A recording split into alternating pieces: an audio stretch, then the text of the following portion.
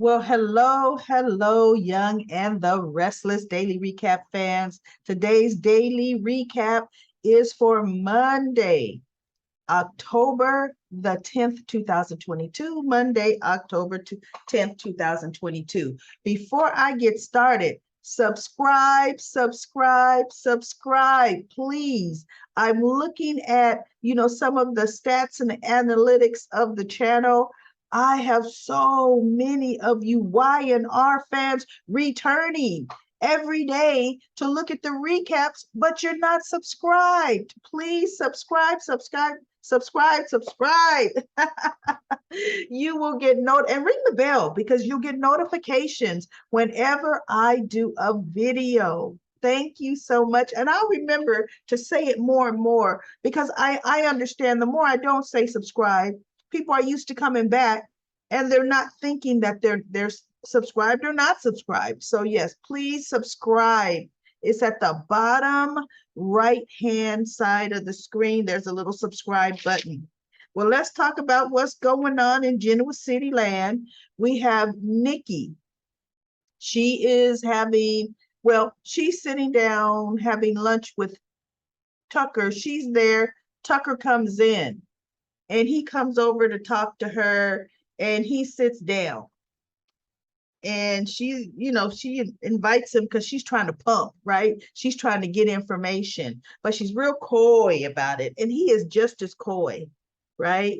And they're tat for tat, real polite. Tucker is just had the charisma and smooth talker. And she even made mention of it, right? And he kind of chuckled a little bit like, yeah, that is me, Nikki. That is me. So Nikki is just like, what are your intentions here? And he goes, hey, did Victor tell you we had a conversation? She looked at him. She goes, yes, he did. And he's concerned about your intentions here. My intentions are just what I said they are. I want to reconnect with my son, my grandson. I want to make amends, Nikki. And she's just looking, I'm sure you do. And so then she says that, well, you just make sure that you're not planning anything against the Newman family because the last person that tried it, Ashlyn Locke, well, he's no longer with us. And when she said that, I thought, Nikki.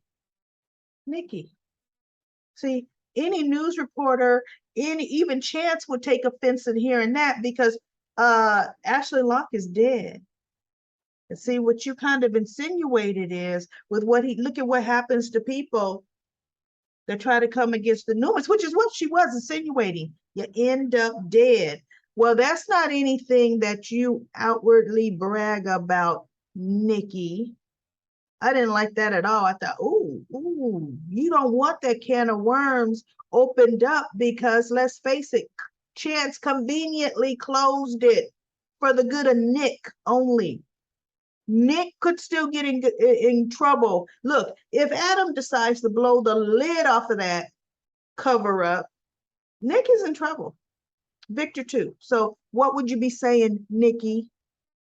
So Tucker's like, oh, no, I'm here just with the reasons I said.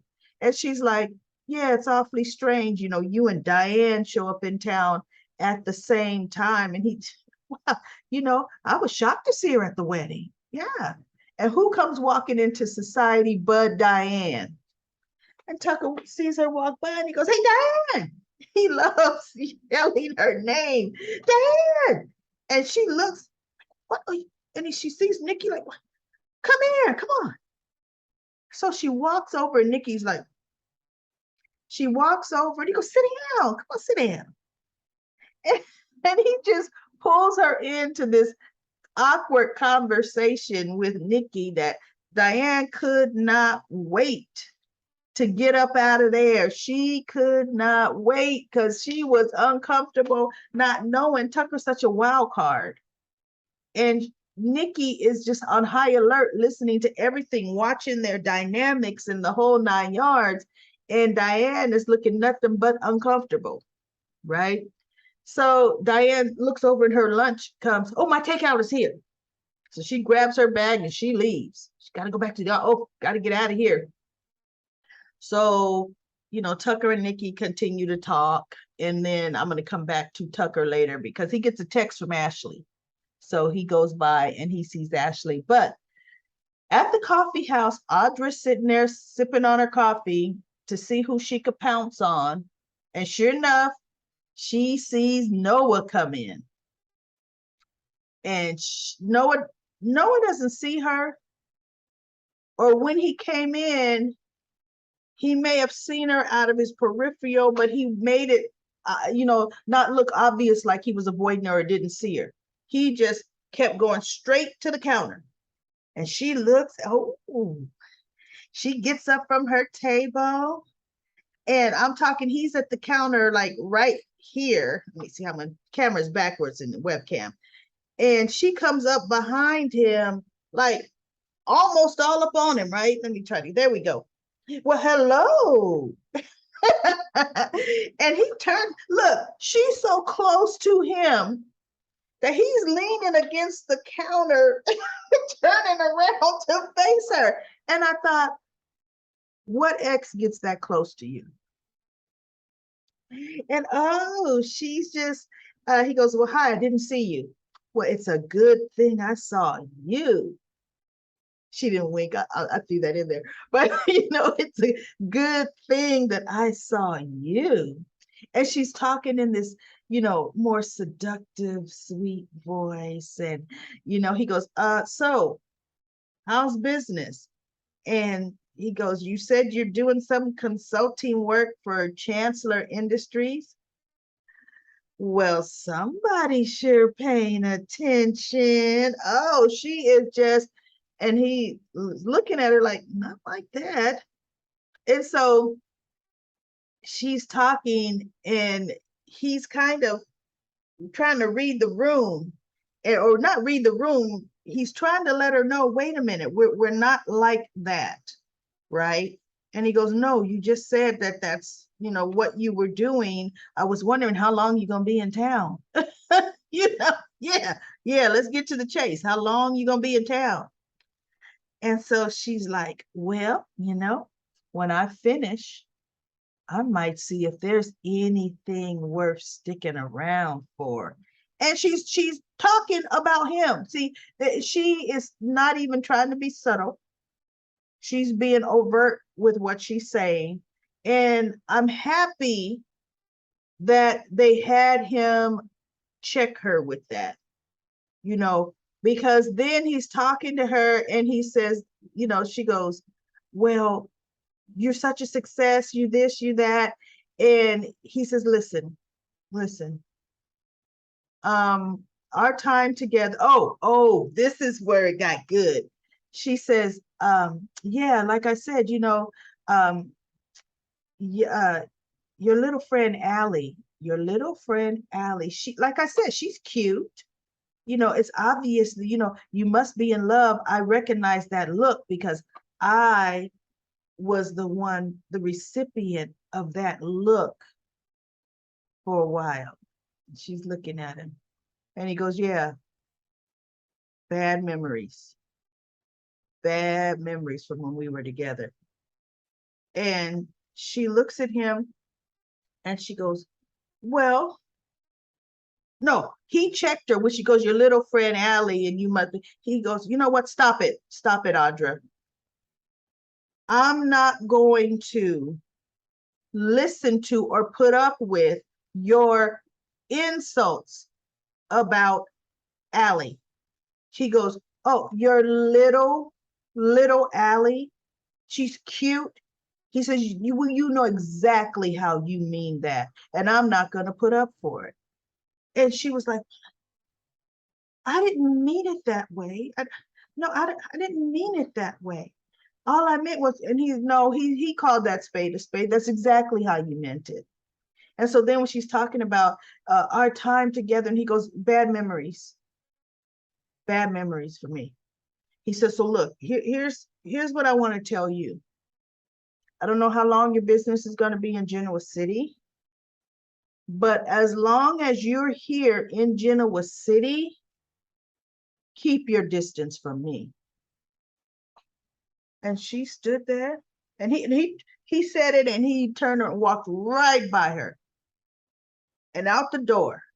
And she turned and she looked like, huh, well, because when he said bad memories for me, she tried to pull the, it wasn't all bad. She he didn't even go it. No, no. Mm-mm. So we shall see. Now this is round one for her, or maybe we can say round two. She's going to make sure she comes back for more, or she's going to now see Allie and do some subtle inserts to her privately. And I hope Allie lays her out, because Allie is she's a whip and she's smart. So let's see what Allie does, because Audra's not done with her. Okay. That's how she's going to, she's like, I'm going to just divide them up there. And that's the way women think. So that's exactly what she's going to do. So there's going to definitely be some more tensions there, you know. So we have, which was so interesting to me, if you are planning an illegal insider trading venture, would you constantly be sneaking around in a public park meeting the spy inside, the mole inside the other company? As we standing there and we both looking around, anybody behind that bush? Come on now. Why would you? They better just get a motel room to meet up in. Because meeting up in the park, all Devon would had to have done, just walk by the park and think, huh, what's Nate doing talking to Victoria? All Billy would have to do, because Billy's in the park all the time. Him and Chelsea bumping into each other constantly, right? At the park. That's the stupidest place that they're constantly, every day they meet at the park. That's where they have their meetups, is right there at that park. That is ridiculous. So she says, what I want to know is, I want to know about Audra Charles. I want to know what move she's going to be making for the IPO. I want to know, you've gotten close to her. And Nate says, not, he goes, you've got to know her, you've gotten to know her personally. And Nate's like, well, no, not like that. He said, because I also know I have to watch what I say around her. So no, there's nothing personal. And Victoria's like, oh. See, she was trying to hope, get up. No, that's what she wanted to say. Do whatever you got to do, Nate, to get information out of her. And Nate's like, no, I got to be careful around her. She's smart. And so Victoria says, yeah, I picked that up too. I ran into her at the coffee house. She is smart, right? And so they just said, well, I'll keep you informed. Just keep me, I need to know every step of what's happening, because Tucker McCall, he's a wild card in all of this. And I got to stay one step ahead of everything. So then they leave the park. Then we have another scene. It was kind of cute. Phyllis was working Diane, but in such a way that Diane didn't know how to react to it, because she would say, wasn't that just crazy, Tucker McCall crashing that wedding? And Diane's like, yeah, oh, what a gaudy show. I know. Diane could only agree, right? And then she says, and then giving the kids a vintage car? Who does that? Kids this day and age don't want cars like that. That's something that, somebody our age would like. Wouldn't you like that kind of car, Diane? Well, me personally, that's always been out of my league, Diane says. I've never even been in one or driven one. And Phyllis says, well, really, why don't you just ask the kids? I'm sure they'll let you take it for a spin. And she goes, what are you trying to say? That I use my son to get things? And Phyllis is like, no, that's not at all what I said. Because it really wasn't what she said, right? And she's just looking at Diane. She's checking out her reactions. And she goes, Diane, I'm just making idle conversation. Remember, we promised that we would all try to get along. You and I. I'm just making idle, harmless conversation about something that happened at an event that we were both at. That's it. And Diane is like, well, I have to get to work. So she turns and she walks away, and Phyllis has her tablet, and she's looking at that Bentley that Nikki had a picture of that Deacon gave. And she's like, liar, liar, you're such a liar. She's mouthing that to Diane as she's leaving. And Phyllis is like, yeah, I'm getting information on you. And in my mind, I'm thinking, finally, Phyllis, you're thinking smarter. Instead of all this constantly on the attack, no, step back and let Diane do her thing. She's going to self-destruct. Tucker's gonna help her do it because he don't care. He could care less about Diane. So that was kind of funny. That was kind of cute. We had Nikki trying to grill Tucker, and we had Phyllis trying to subtly lead Diane into a trap. So that was really, really cute. Guess who's back in Genoa City? Ashley. Ashley's back in town. And Jack is saying, oh my goodness. She goes, I'm a day late. I know, day late, missed everything. And so he fills her in on what Tucker does. And she goes, I wonder, what does he want? What does he want? And so Jack's like, but Ashley, you just stay away from him. You shouldn't even get him. But he's trying to talk to her like she's two. She goes, no, I think I'm intrigued. So he's saying that one of his main focuses is me? Okay. So Jack says, I got to go to work. So Jack gets his coat and he goes, to Jabot, right? Jack runs into Phyllis at Jabot. Let me see which slide. Here's this slide right here. And Phyllis comes into his office. And he's standing up agitated because she wanted to explain, something about the home. And she's looking at him. She goes, Jack, are you okay? Well, you know how Jack puts that mouth together. He hasn't had that mouth together since he was mad at Phyllis, right? Well, he ain't mad at Phyllis right now. Tucker's trying to talk to my adult sister that's got to be in her 50s. I have to make it like she is my 17-year-old daughter. So Phyllis is just, calm down, Jack, and he's just going on, and Tucker is bad news, and he's this, and I don't want him nowhere near my sister, blah, blah, blah, and so Phyllis is like, and at the end of his rant, he says, I guess you're going to try to tell me that what I'm saying is unfounded or whatever. And she goes, no, not at all. And he looks at her, she goes, I'm just, taking the approach that there is an opportunity of something, redemption and forgiveness, something like that. And Jack looks at her like, this coming from you? I mean, I'm interested to see how they're tomorrow, how they're going to take his comment to her. Because after she said it, I thought, that's not a Phyllis comment. What do you mean by that, Phyllis? So I can't wait to see what she's going to mean about that, right? What's going to happen with that? But what was funny, I forgot this, and it's in my notes here. Tucker, while he was talking to Diane and Nikki, he looks across the table at her and he goes, Nikki said something about, coming back in town and hoping for, people to just forgive you. And she's looking at Diane. And Tucker's like, Diane has made great progress with the Abbotts and forgiveness.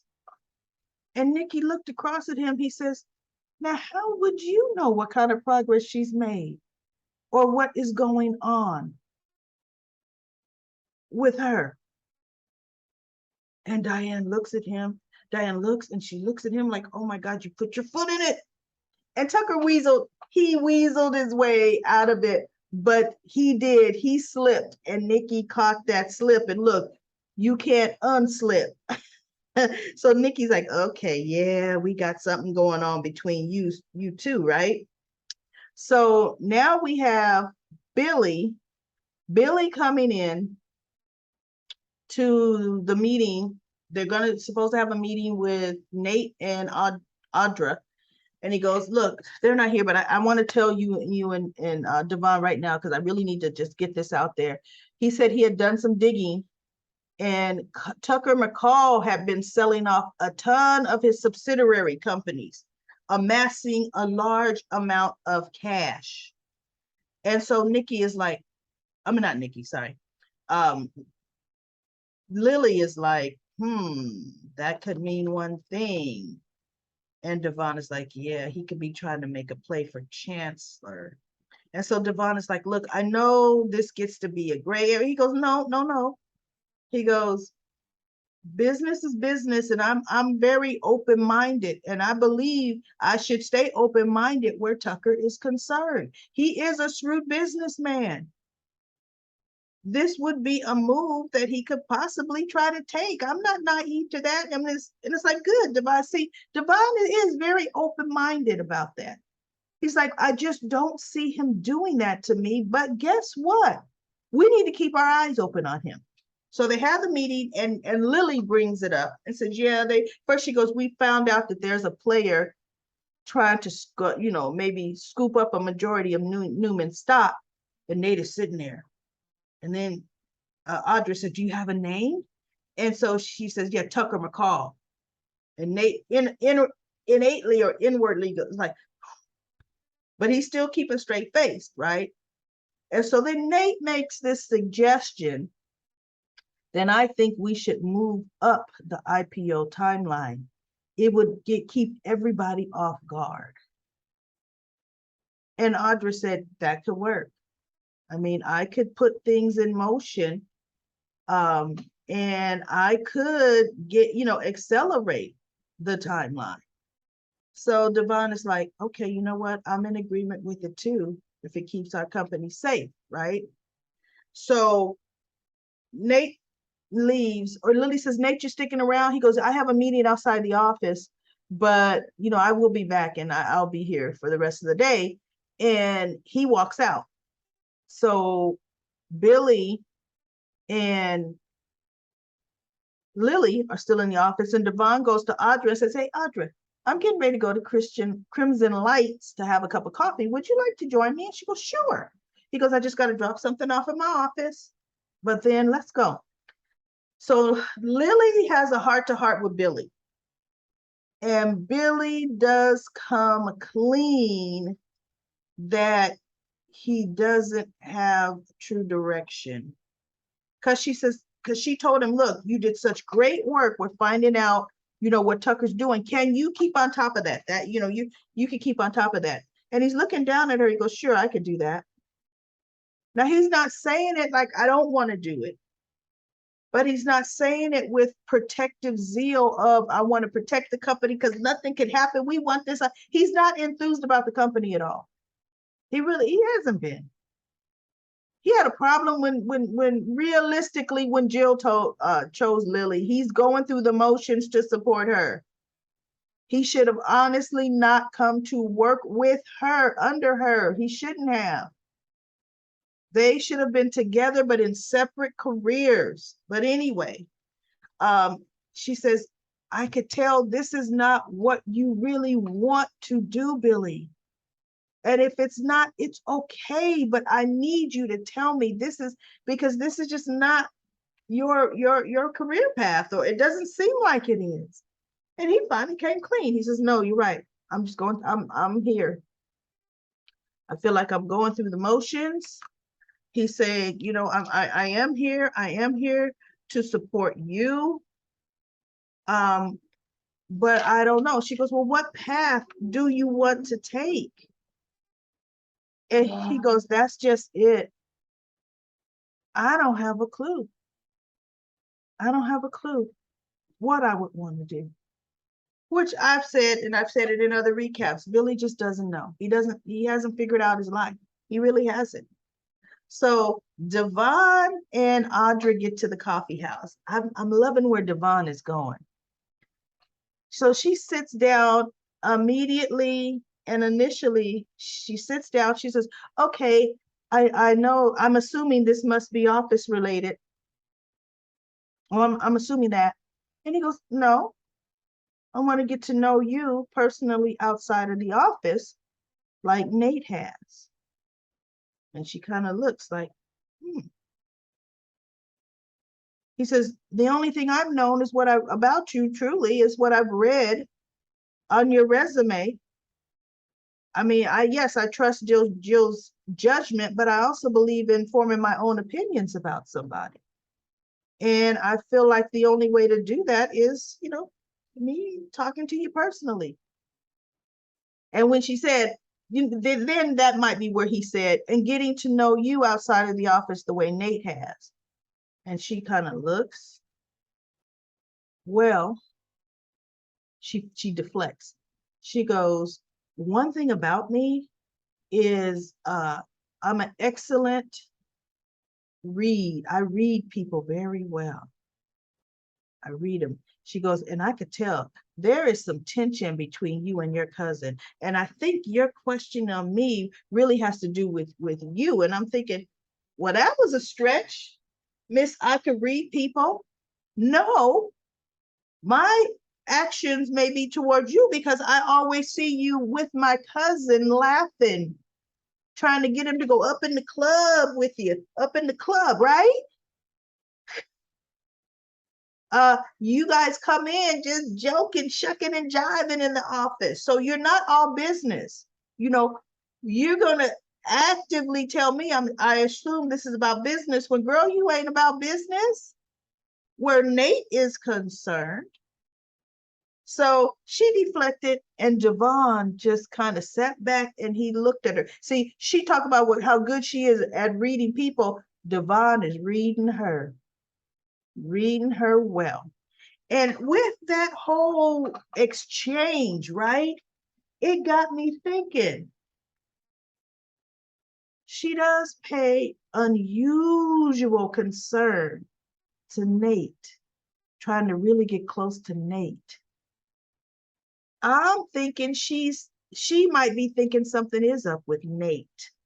And part of her assignment, it could have been Jill. Tucker could be working with Jill. This could be a whole family thing going on here.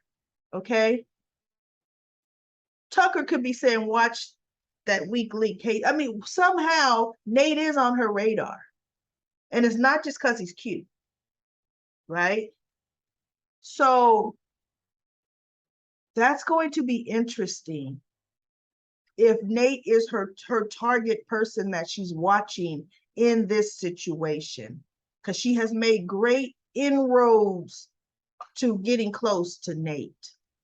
So we'll see how that goes. But one thing is for sure, Devon is watching Nate and Devon is watching her. Devon is watching. Devon has his eyes wide open for everything going on. I just hope, he just doesn't understand that Nate is a mole and Nate would stoop that low. Okay. So let's go to comment corner. We have Libby. All right, Libby. I love it when you're back commenting, Libby. Holy cow. You take a few days off and return to a show where everyone has lost their dang minds. Again, Chelsea for sure. Abby, as usual, got something to freak out over. Chance is chilling. The writers have lost their minds, writing some stupid conversations. The directors must have lost. You think everybody's lost their mind, Libby, but it's good to hear you. And then she's talking about that old Noah club. I know, black. I don't like the decorations of that club. It says it looks stodgy old person club, stodgy old person, studio person's club, and only one goofy piece of art on the wall behind. I know, I don't like that club. And then Natasha says, Chelsea was wrong. Why is she pushing? Vicky's going to get a restraining order against her, and Billy will be mad. She needs help. Yes, she does. And then Dito says the last time Brittany was back was either for the arrangement of the conception, that's right, of Dominic. You are 100% right. Christine represented Chance and Abby. Brittany was representing Devon. No, that was Amanda was representing Devon. Brittany may have been what, Mariah and Tessa's attorney, or representing them, giving them some counsel. And then, or the questionable Catherine Chancellor storyline. There was something else. Brittany's been back twice. She has. See, daily recap lady, I told you that you would be going going on about Johnny. Yeah, Johnny did. He was woo. He handled Chelsea, sliced and diced her up. LaShanta says she was somebody's lawyer. Yeah, she was definitely trying to think. But she came back and represented. And then Dito says to LaShanta, I'm thinking representing Devon during Catherine Chancellor's fake will storyline. Yes, I think so. Remember when it came back that somehow it's supposed to have gone to Kane and all that? I think that was Brittany. You're right. But for some reason, I'm thinking she came back during the JT Dead storyline.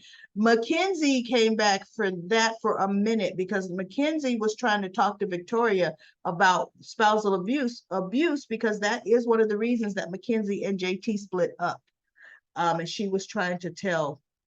And then we're talking about, yes, Brittany is married to Raw and they do have children. And then Robin says, I agree with Chance. Tucker should be good with the baby. Abby, stop being so dramatic. Devon knows not to put his trust into Tucker. But I wish he would watch Nate a little more closer. Well, he is. I think Devon is starting to watch everything going on. With Amanda being out of town, Devon is not being distracted by a lot. So he has a lot of time. I just hope he doesn't go out of town right now. It's too crucial. Don't be running out of town to visit her. You need to stay right here. Keep your eyes on the ball and let your attorneys know, handle your business and get your butts back to work. Really. It's time to come back to work. So with that being said, that is the daily recap for The Young and the Restless for October the 10th, 2022. I will see you tomorrow. Let's see what Jack says to Phyllis. That's going to be fun. That's going to be interesting.